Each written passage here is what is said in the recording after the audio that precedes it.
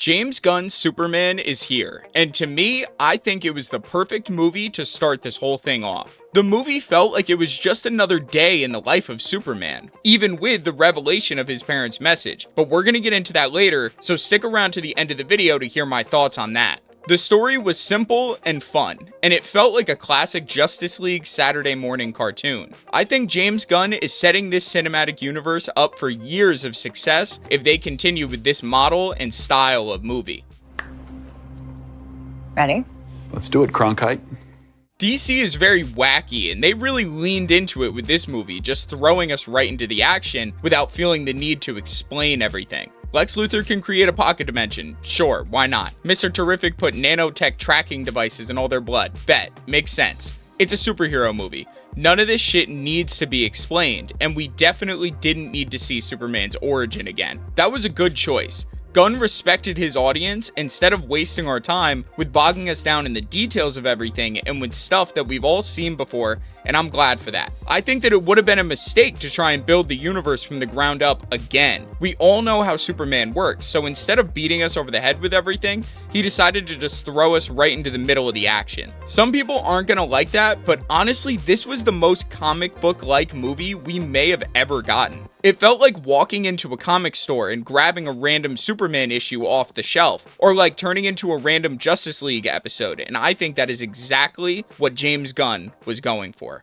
People forget how much of a juggernaut DC was compared to Marvel until the MCU blew up. Marvel was always kind of like DC's little brother, and now I think the general audience sees it the other way around because of the MCU's popularity compared to the DC films. This movie set a good groundwork for what can become an incredibly lively and fun setting to explore with the DC heroes. The world felt lived in and alive, and that is what we want from a connected cinematic universe. Some of the magic of early MCU was seeing characters pop up naturally in unrelated projects, and that's how the Justice Gang in this movie felt to me. Like, for example, when Superman is talking with Lois as the Justice Gang fights the dimensional imp outside, whatever that means, but I loved how nonchalant that statement was. It illustrates how common stuff like that is in Metropolis. So common, in fact, that Superman didn't even feel the need to get involved, trusting that the other heroes had it handled, because that is how it would work. Superman is not the only hero in Metropolis. The other heroes were definitely a highlight in this movie for me too. The Justice Gang members were all great, especially Nathan Fillion as Gardner. He was probably the best character in the movie if we're being honest.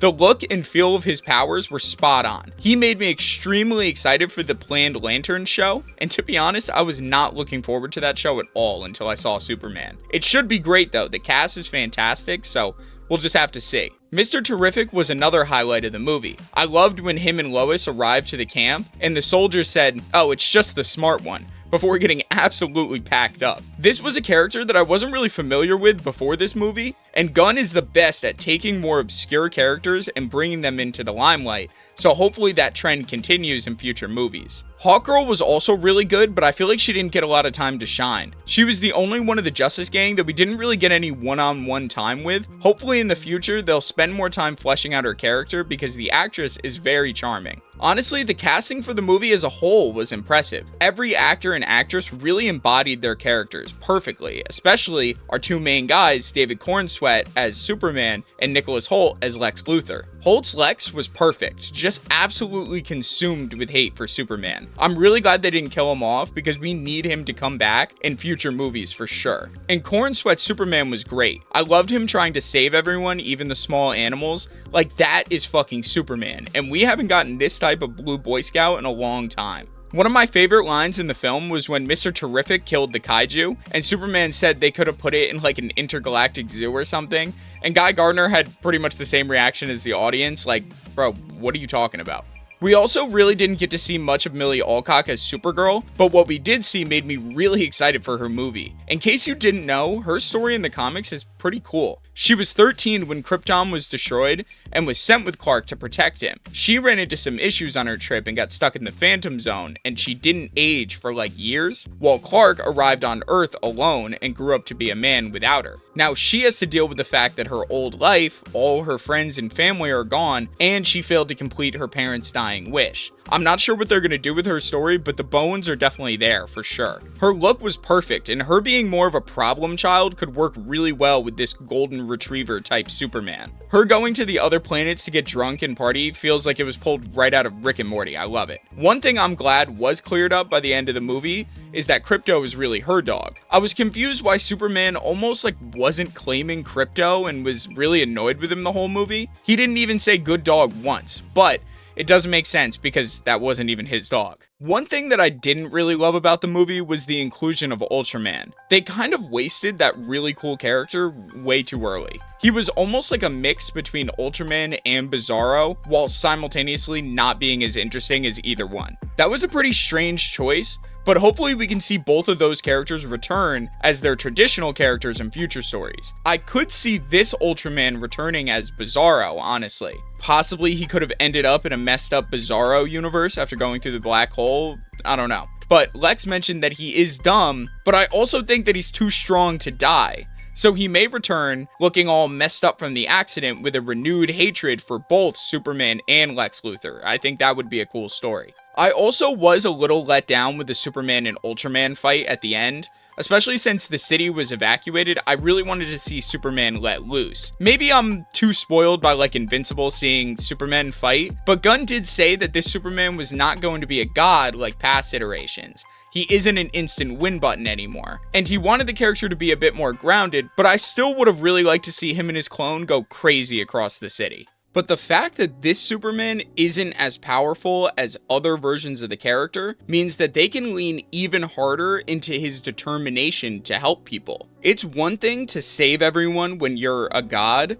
At that point, it's basically your responsibility, but it's a whole other thing to actually put yourself at risk to save someone you don't even know and to get up and keep fighting when you know that you may actually lose. That is where the magic of a less powerful Superman can come from. I'm also just not sure how I feel about the change to Clark's parents. On one hand, I like that Gunn was willing to do something different, but on the other hand, it feels really similar to the Viltrumites from Invincible or the Saiyans from Dragon Ball. Actually, if you really think about it, this Superman story is almost exactly the same as Goku's, only Clark got half a message and Goku lost his memory.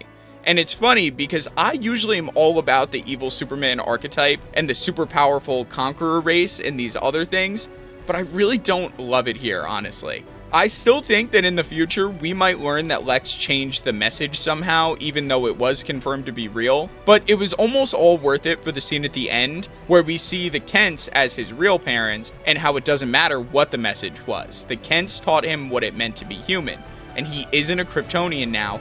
He is Clark Kent, Superman. What did you guys think about Gunn's change to the L's? Do you like it or do you hate it? Let me know down below. And now, obviously, I can't make a video talking about Superman without also talking about the future plans for DC in regards to crossovers and team-ups and everything, specifically with Batman. I don't know if everyone caught it, but we did see a little teaser to Batman towards the end of the movie with the Gotham City sign, which I thought was cool. I am extremely excited for what they're going to do with this universe going forward. One thing that I really hope they don't do is rush anything. The MCU worked because we had time to marinate with the characters before the large events. I think that was the biggest downfall of the Snyder Justice League, just like how rushed it all was. We didn't have any time to get to know the characters or the world before the final boss of DC, Darkseid, showed up. Hopefully this time they ease us into everything and let us build up some emotional connection with these characters. It'll be really cool to see the Justice League be slowly built over time before culminating in their first big Justice League movie. But we can't have a Justice League without Batman. We've all heard rumors of a World's Finest movie with Batman and Superman, and I've heard talk of a Brave and the Bold movie with a veteran Batman and Robin, but let's talk about the big question everyone's asking. Should Robert Pattinson's Batman be a part of this universe?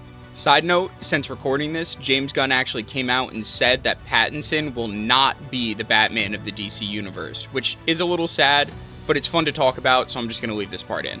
I mean, I'll just put it out there that I think if DC likes making money, they'll just do it, and they'll figure out the details later. James Gunn pays attention to social media, and I think that he knows how much buzz this idea has been getting, but I don't like the idea of sacrificing Matt Reeves' vision of the Batman to include him in the main line. The thought of having a young Superman and Batman coming into their own together as heroes and becoming friends is almost too good to pass by though. I like that a lot more than I do having a grizzled and veteran Batman work with this young Superman. People have said that the tones of the characters in films are too different, but that is exactly why it would work. Batman and Superman have always been extremely different tonally in their stories, but that clash of light and dark is what makes their relationship so interesting. So should Robert Pattinson be the Batman for the mainline DC universe? If not, then who? And would you prefer a younger Batman or an older Batman? Drop it down below. But overall, I genuinely think this was a perfect foundational piece to begin building the new DCU on.